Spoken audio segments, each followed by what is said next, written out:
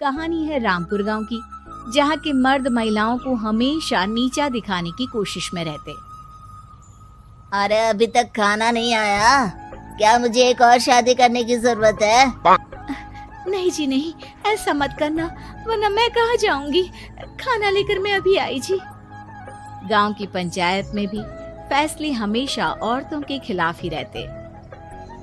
मैं जो फैसला सुनाता हूँ वो भगवान की आज्ञा होती है। इस लड़के ने अपने मन से शादी करके अच्छा नहीं किया। लड़के को घर भेज दो और इसकी शादी इसकी जाति की किसी लड़के से करवा दो, लेकिन ये लड़के, इसे तो गांव के बाहर निकाल दो। नहीं नहीं जमींदार साहब, ये क्या बोल रहे हैं? ऐसा नहीं हो सकता। मेरी बेटी मासूम है, इसे अच्छे बुरे की समझ नहीं है। अरे कहाँ जाएगी ये बेचारी? कहाँ जाएगी? इतनी चिंता है तो पूरे परिवार का गांव निकाला कर देते हैं। बेचारे पूरे बसे बसाए परिवार को गांव छोड़ना पड़ता है। चाहे जो हो, अगर बेटियों को कंट्रोल नहीं कर सकते तो गांव में रहने का कोई मतलब नहीं है। यहाँ औरतों को दब कर रहना होगा। कोई भी अपने हिसाब से कुछ नहीं कर सकता, सब ईश्वर की मर्जी से ही होगा। तभी गांव का एक आदमी दौड़ा दौड़ा आता है। सरपंच साहब, जमींदार साहब, वो कालिया है ना, उसकी बेटी पढ़ने के लिए शहर जा रही है। अच्छा, ये कब हो गया? और कालिया की हिम्मत कैसे हो गई ऐसा करने की? लेकर आओ उसे और उसकी बेटी को। बस फिर क्या था, हाजिर हो जाते हैं कालिया और उसकी बेटी सरपंच के सामने। और कालिया, ये क्या सुनने में आ रहा है? बेटी को इंजीनियर बना रहा है तू? और ये बता, गांव में तो स्कूल नहीं है, फिर कहां से इतनी क्लास पास कर गई तेरी बेटी? राधा, जो कि कालिया की बेटी है, उसे लगता है कि सरपंच उसकी तारीफ कर रहे हैं। सरपंच जी, मैंने ऑनलाइन पढ़ाई की है, डिस्टेंस लर्निंग से।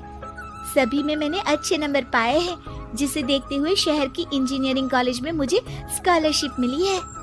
वाह जी वाह, क्या होती है ये?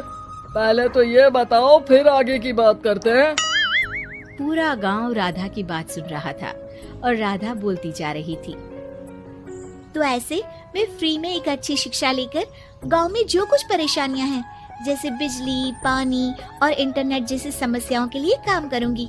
मैं गांव को शहर से जोड़ने के लिए पुल का निर्माण करवाने का प्रस्ताव रखूंगी। मुझे पूरी उम्मीद है कि जल्द ही हमारा गांव भी तरक्की की राह पर चल पड़ेगा। राधा की बात सुनकर सारे गांव वाले ताली बजाने लगते हैं। सरपंच को समझ नहीं आता कि वो क्या करे। चुप रह नादान लड़की, गांव के खिलाफ जाने के लिए तुझे गांव से बेदखल कर दिया जाएगा, वो भी पूरे परिवार के साथ। और हाँ, अगर ठीक से गांव में रहना चाहती है तो ये पढ़ाई लिखाई छोड़ दे। हम तेरे लिए गांव का कोई होनहार लड़का देखेंगे। तभी गांव का एक आदमी बोल पड़ता है। अरे नहीं नहीं सरपंच जी, राधा बिटिया जो बता रही है, अगर वैसा हो जाए तो हम लोगों को पैसा कमाने के लिए बाहर नहीं जाना पड़ेगा। हाँ जी, और ना ही कोसों दूर पानी के लिए भटकना पड़ेगा। हमारे बच्चे भी अच्छी पढ़ाई कर सकेंगे और आगे बढ़ेंगे, ना कि हमारी तरह खेती करते बैठेंगे। क्यों गांव वालों, राधा बिटिया का साथ देना चाहिए ना। सरपंच देखता है कि गांव राधा के साथ है तो वो चुप हो जाता है। वो घर आकर अपने सलाहकार से बात करता है, जो बहुत ही चालाक किस्म का इंसान होता है। अरे सरपंच साहब, आपको बहुत ही होशियारी से काम लेना पड़ेगा। एक बार गांव तरक्की कर गया, यहाँ के बालक पढ़ लिए तो कोई ना पूछेगा आपको। और फिर ये जो बेटा और बेटी है ना आपके, इनको भी आम लोगों की तरह ही जीवन जीना होगा। हाँ, लेकिन करे तो क्या करे? वो ना आप मुझ पर छोड़ दीजिए, बस मैं जैसा बोलूं करते जाइए। अगले रोज सुबह जब गांव वाले सोकर उठते हैं तो राधा के घर के बाहर और साथ ही वो लोग जिन्होंने राधा का सपोर्ट किया था, उनके घर के आगे लाल रंग से कल आऊंगी लिखा होता है। कल आऊंगी, ये क्या होता है? अरे यह तो खून से लिखा है, लगता है कोई भूत प्रेत या चुड़ैल का साया है। चलो सरपंच जी के पास चलते हैं। सभी सरपंच के पास जाकर उसे सारी बात बताते हैं। अरे ये तो बड़ी मुश्किल की बात है। चलो मैं एक बाबा को जानता हूँ, उन्हें बुला लेता हूँ। सरपंच बाबा को लेकर गांव के घर के बाहर जाता है। ओहो, तो ये वो चुड़ैल है जो उन लोगों को निशाना बनाते हैं जो गांव को बदलने का सपना देखते हैं। वो गांव को ऐसे ही संपन्न देखना चाहती है, वो नहीं चाहती कि कोई बाहरी यहाँ का कायाकल्प करे। क्या तुम लोगों में से किसी ने गांव को बदलने की सोच रखी है? तभी राधा की माँ रोते रोते आती है। मेरी राधा घर से गायब हो गई है। अरे कोई तो बचाओ, मेरी बच्ची कहाँ गई?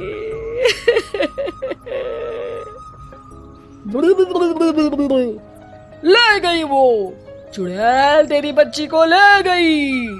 अब वो उसे श्रापित करके छोड़ेगी, उस पर चुड़ैल का साया हो जाएगा। तभी बुरी सी हालत में राधा भी वहाँ आ जाती है। उसके बाल चुड़ैल की तरह फैले होते हैं और कपड़ों में खून लगा होता है। सभी राधा को देखकर डर जाते हैं। माँ, पता नहीं मुझे कौन उठा कर ले गया था। अरे दूर हो जा चुड़ैल, अब हम लोग इस गांव में नहीं रुकेंगे। अरे कैसी बातें कर रहे हैं आप? कल तो आप मेरे भरोसे गांव का हुलिया बदलने, अपने बच्चों को पढ़ाने और तरक्की उन्नति की बात कर रहे थे, तो आज क्या हो गया आपको?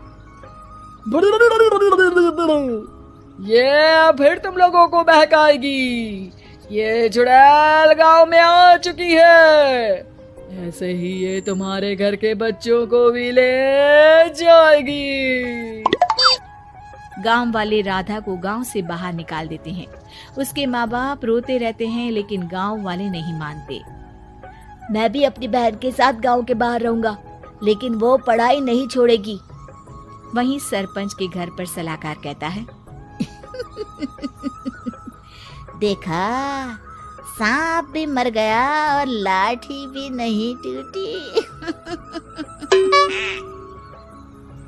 लेकिन अगले ही दिन सरपंच के घर के बाहर भी वही शब्द लिखे होते हैं।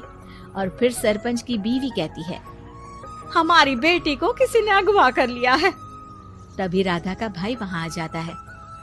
अरे गांव वालों, मैंने सरपंच जी की बेटी को देखा था। वो चुड़ैल उसे उठाकर ले जा रही थी। अरे क्या मजाक कर रहे हो? नहीं नहीं सरपंच जी, आप नहीं जानते। वो चुड़ैल अब आपकी बेटी में आ जाएगी, जैसे राधा के अंदर आ गई थी। तभी सरपंच की बेटी वैसी ही हालत में वहाँ आती है जैसे राधा आई थी। पापा, पता नहीं कैसे मैं गायब हो गई थी। चुड़ैल, इसके अंदर भी चुड़ैल का साया है, मारो इसे। अरे नहीं नहीं, इसे भी राधा के पास गांव के बाहर ही भेज दो। अरे चुप रहो, मेरी बेटी कहीं नहीं जाएगी और चुड़ैल वुड़ैल कुछ नहीं होता है। अरे कैसे बात कर रहे हो सरपंच जी? आप तो बोल रहे थे कि आपका फैसला भगवान का ज्ञान होता है, तो अपने पर बात आई तो अब आप ऐसे बोल रहे हैं।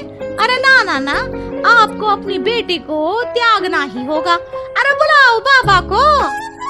राधा का भाई बाबा को ले आता है, जिसे अब गांव वालों के डर के कारण सच बोलना पड़ता है। मैं कोई बाबा नहीं हूँ, मैं तो मोची था। ये सलाहकार महोदय ने मुझे कहा था एक्टिंग करने को। अब मुझे पैसे देने वाले हैं। अब मुझे माफ कर दो। गलती हो गई, मुझे माफ कर दो।